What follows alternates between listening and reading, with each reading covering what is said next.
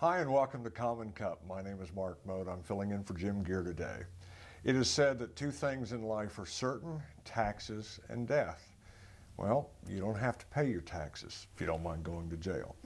But no one can eliminate that transition from life to death. All we can hope to do is make it as easy as possible. And joining me is Robin Watts from Regency Hospice.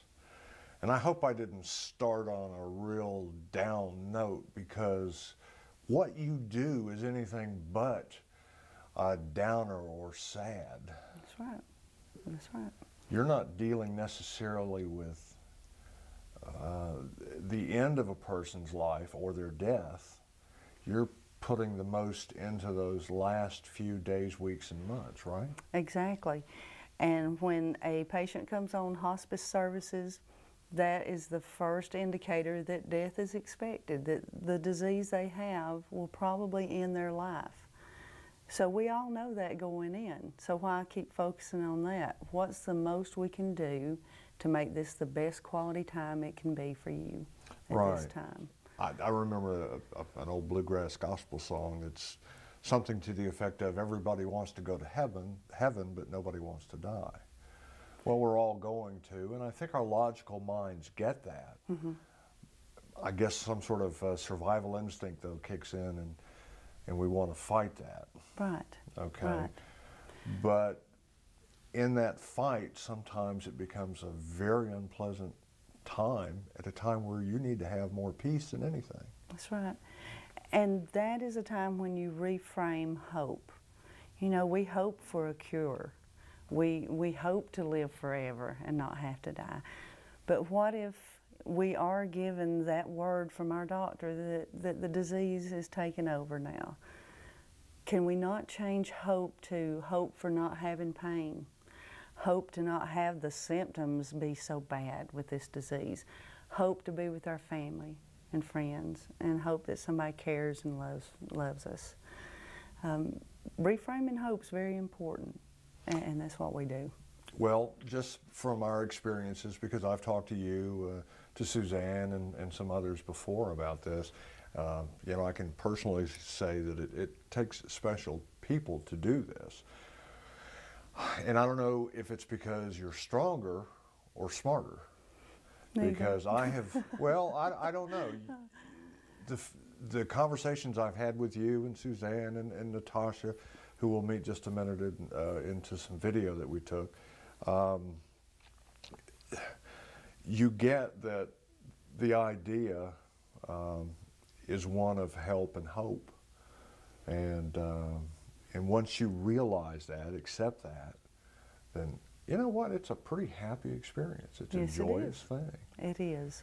And one of the things you do to make it joyous is called Second Wind Dreams, right?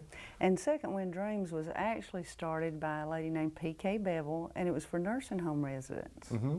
It was to value and honor the lives of nursing home residents and help the community understand about them. Right. Well, the reason we hooked up with Second Wind Dreams, we wanted to do the same thing for our hospice patients. Uh-huh. We have a very short time to honor and value these lives. We want to do that. We hooked up with Second Wind Dreams because they're known internationally, and if we needed those resources, being with that group would get us additional resources for our hospice patients.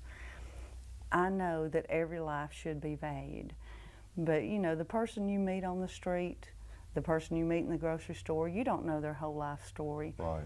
We get the opportunity to hear those life stories, mm-hmm. and to witness it, to sit there and witness it and honor it and say, you did good, you've done well. Right.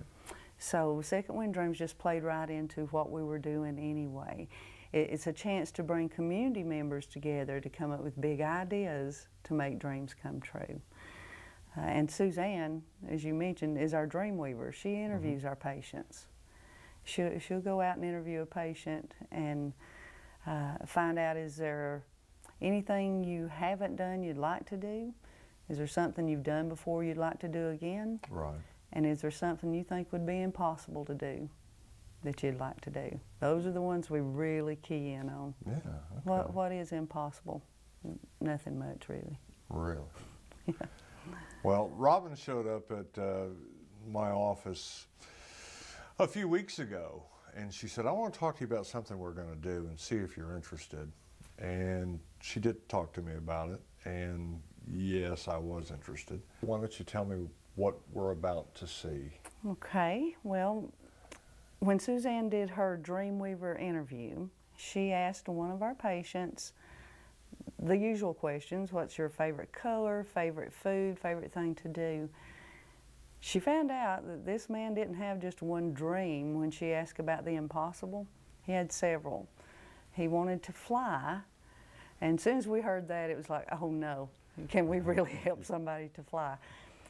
He said he always dreamed of taking his family cross country in an RV, and he dreamed of playing at the Grand Ole Opry, or at least going to the Grand Ole Opry. And I believe he played with Earl Scruggs' father. Mm-hmm. Played banjo and stuff. I mean, really loved music, Right. bluegrass music. So he felt a connection to the Grand Ole Opry. And he said he would like to baptize his grandsons.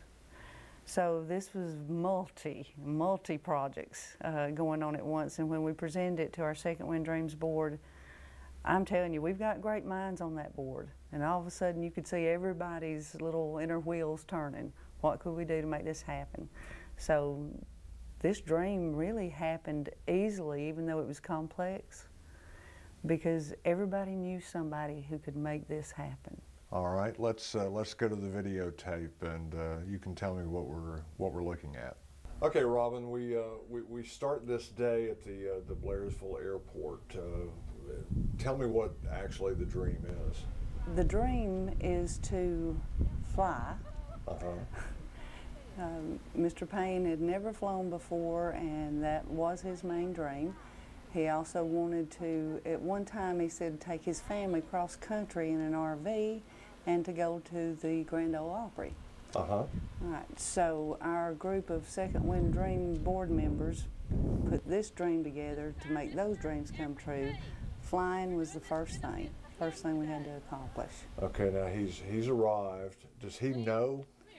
It was a surprise, and when he pulled up here, the family said, Papa, we've got a surprise for you. And he went, oh, because he saw the helicopter. And so one of the grandsons said, you don't have to get in that helicopter if you don't want to. As he's climbing out right there, he had just said, I believe I can do her. And he was ready to go.